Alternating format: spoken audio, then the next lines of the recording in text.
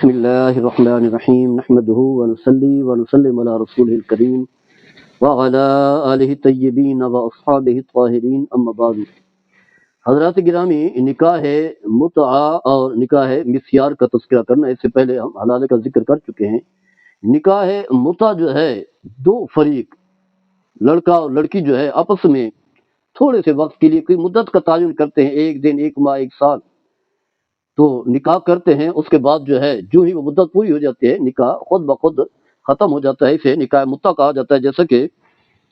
ابن عبد البر جو ہے ذکر کرتے ہیں، ان کی کتاب ہے الکافی فی فقہ اہل المدینہ تھے،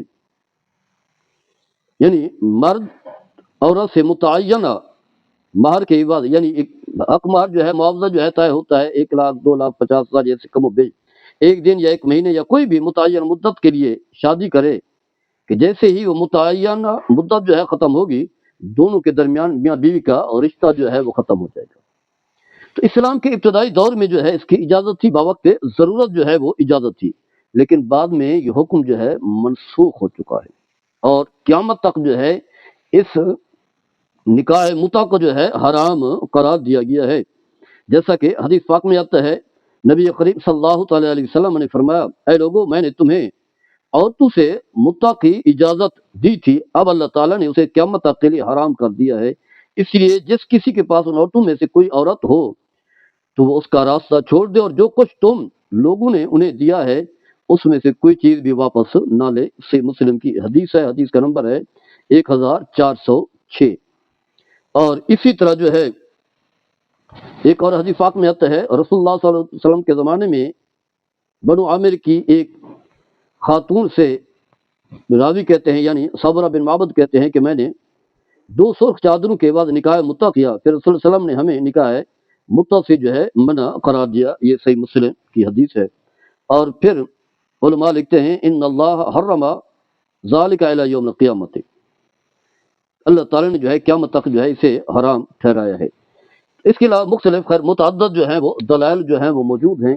تو یہ نکاح متعہ بھی ہمارے ہاں چل رہا ہے، پاکستان میں خاص کر جو اہل تشیع ہیں ان کے یہاں نکاح متعہ چل رہا ہے، اور پھر اسی طرح جو ہے ایران ہے، شام ہے، عراق ہے، ان علاقوں میں بھی نکاح متعہ جو ہے وہ چل رہا ہے، جبکہ یہ نکاح بھی کیا ہے، حرام ہے۔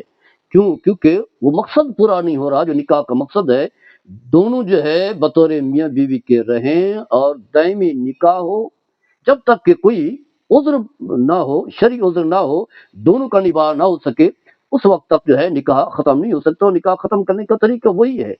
طلاق ہے، یا شوہر فوت ہو جائے، یا عورت جو ہے خلا لے۔ اس کے علاوہ جو ہے خود بخود نکاح کا ختم ہونا یا مدت کا تعین ہو، مدت بھی ختم ہو تو نکاح ختم ہو جائے، تو ایسا نہیں ہے، کیونکہ نکاح کا مقصد ہے آگے اولاد ہو۔ تو نکاح متعہ میں تو اولاد کوئی بھی نہیں چاہے گا، وہ تو چاہے گا بس یہی 1 سال 2 سال، 1 ماہ 2 ماہ ایسے کم بیش جو ہے اپنی خواہشات کی تکمیل کروں، اس کے بعد جو ہے عورت کو اس کے حال پر چھوڑ دوں۔ تو عورت کی حیثیت اور وقت بھی ختم ہو جاتی ہے، اور پھر اولاد جو ہے، کیونکہ اولاد سے جو ہے وہ نسل جو ہے آگے بڑھتی ہے، وہ سلسلہ بھی پورا نہیں ہوتا، اور مرد کو بھی کہ جو ذمہ داری ہیں وہ بھی پورا نہیں کر پاتا۔ عورت بھی اپنی مرضی کی زندگی گزارنا چاہتی ہے، وہ بھی یہی چاہتی ہے کہ تھوڑے عرصے کے لیے اس نے مجھے رکھا ہے، یہی معاوضہ اس نے دیا ہے، میں اپنی مرضی کی زندگی گزاروں گا۔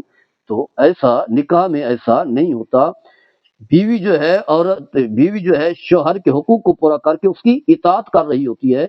اس کی بات کو ماننا اس پر لازم ہے، اور شوہر جو ہے نان و نفقہ کا جو ہے وہ لوازمات پورے کر کے، اخراجات پورے کر کے بیوی کے حقوق کو جو ہے پورا کر رہا ہوتا ہے۔ اس کے علاوہ بہت سارے لوازمات ہوتے ہیں۔ تو ایک یہ طریقہ، اس حوالے سے لمبی گفتگو ہے جو علماء نے جو ہے بیان کی ہے، کیونکہ مختصر سی گفتگو کرنی تھی، باقی تفصیلی گفتگو جو ہے ہم کر چکے ہیں دیگر ویڈیو پر۔ اور تیسری قسم ہے نکاح مسیار، یہ ایک نیا نام ہے، اسے نکاح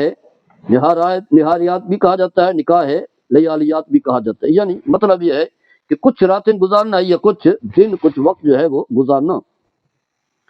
علماء لکھتے ہیں کہ متقدمین علماء کے ہاں کسی نکاح کا، اس طرح کے نکاح کا جو ہے کوئی تذکرہ نہیں ملتا۔ تو کچھ صورتیں جو ہے فقہ میں ملتی ہیں، یہی جن کا میں نے تذکرہ کیا ہے، کچھ وقت کے لیے جو ہے نکاح کرنا، تو اس میں بھی یہی ہوتا ہے۔ اگرچہ علماء لکھتے ہیں نکاح کی تمام ارکان اور شرائط بھی پائے جاتے ہیں، لیکن نکاح کا جو مقصد ہے شریعت مطالعہ نے جو آداب و مقاصد بیان کیے ہیں، یعنی وہی نسل انسانی کی افزائش، اولاد کی تربیت، عورت کو شوہر کا مضبوط سہارا، اور شوہر کے اپنی بیوی پر جو ہے جو ایک کنٹرول ہے، کیونکہ قیام ہے، قوامیت جو ہے نا وہ، اور اسی طرح دونوں کے درمیان انسیت، محبت، سکون، اور دیگر جو قرآن حدیث میں احکام جو ہے بیان ہوئے ہیں، جو مقاصد جو ہے وہ ذکر کیے گئے ہیں۔ تو جبکہ یہاں کیا ہوتا ہے کہ خاتون جو ہے اپنے کچھ حقوق سے جو ہے دستبردار ہو جاتی ہے کہ میں نان نفقہ جو ہے نہیں لوں گی، اور اسی طرح جو ہے وہ شوہر بھی اس پر مطمئن ہو جاتا ہے، اور اپنا جو اس کا حقوق ہیں بیوی کے، یعنی شوہر کے قرب چاہنا، وہ بھی اسے بھی دستبردار ہو چکے، کبھی جو ہے وہ چلا گیا، کیونکہ اس سے پہلے اس کی بیوی موجود ہوتی ہے تو وہ چاہتا ہے کہ وقتی جو ہے وہ تعلق جو ہے وہ قائم رہے، 15 دن بعد، ہفتے بعد، مہینے بعد جو ہے اس کے پاس جو ہے وہ چلا جاتا ہے۔ عورت بھی آزادی چاہتی ہے، کیونکہ جب شوہر کے حقیقی بیوی بن کر کے رہے گی تو پھر اس کے تقاضے ہوں گے، عورت کو جو ہے اس طرح کی آزادی نہیں ہوگی، جب دل کیا مارکیٹ چلی گئی، جب دل کیا گھر سے باہر نکل گئی، تو ایسا پھر نہیں ہوتا، جبکہ یہاں جو ہے اس طرح جو ہے عورت بھی آزادی چاہتی ہے۔ تو اس طرح جو ہے عورت جو ہے اپنے کچھ حقوق سے دستبردار ہو جاتی ہے تو مرد اس سے مطمئن ہو جاتا ہے، یا مرد جو ہے وہ کچھ حقوق سے جو ہے وہ دستبردار ہو کر کے عورت سے جو ہے نکاح کر لیتا ہے۔ تو باقی شرائط تو ہیں، لیکن کیونکہ شادی کا جو مقصد ہے وہ ہے مداومت ہمیشگی، وہ یہاں نہیں پایا جاتا۔ ایسا بھی ہوتا ہے کہ عورت جو ہے اس مرد سے بچے نہیں چاہتی، یا مرد بچے نہیں چاہتا، بچے ہوں گے تو پھر واضح ہے کہ وہ ترکے کے حقدار بھی بنیں گے، اگرچہ بچے ہو جائیں تو ترکے کے حقدار تمام صورتوں میں بنتے ہیں، چاہے وہ حلالہ ہو، چاہے متع ہو، چاہے نکاح مسیار ہو، تمام صورتوں میں۔ تو خیر بتانا یہ چاہ رہا تھا کہ نکاح مسیار جو ہے یہ عرب کے ہاں مروجہ ہے، بڑے بڑے مفتی اعظم، امام کعبہ، امام مسجد نبوی، اور اسی طرح جو ہے بڑی بڑی یونیورسٹیوں کے شیوخ ائمہ جو امام کعبہ بھی ہیں، بلکہ حجۃ الوداع کا یہ جو ہے حج کے موقع پر خطبہ بھی دیتے ہیں، وہ بھی اس کے قائل ہیں۔ اور اسی طرح مصر کے اندر بھی، کیونکہ مصر جامع ازہر جو ہے وہاں کے جو سکالر ہیں وہ تھوڑا سا آزاد ذہن کے ہیں، وہ ہر طرح سے جو ہے کہیں نہ کہیں سے جو چیز مل جائے اسی سے لے لیتے ہیں، تو جو شریعت کے مقاصد ہے انہیں پورا نہیں کرتے۔ تو الغرض نکاح ہے، متع ہو حرام، اسی طرح مسیار بھی ناجائز، اور حلال کا مقصد بھی پورا نہیں ہوتا۔ یہ ساری چیزیں جو ہیں شریعت سے متصادم ہیں، جو جس طریقے سے بھی چل رہا ہے وہ غلط کر رہا ہے، طریقہ وہی ہے جو شریعت مطہرہ نے بتایا ہے، حقیقی نکاح ہو اور ہر ایک کی جو ذمہ داری ہے اسے پورا کرے۔ جب اس انداز سے نکاح ہوتا ہے تو اللہ تعالیٰ کی رحمتیں اور برکتیں بھی ہوتی ہیں۔ اللہ تعالیٰ ہم سب کو عمل کرنے کی توفیق عطا فرمائے۔ وما علی البلاغ المبین۔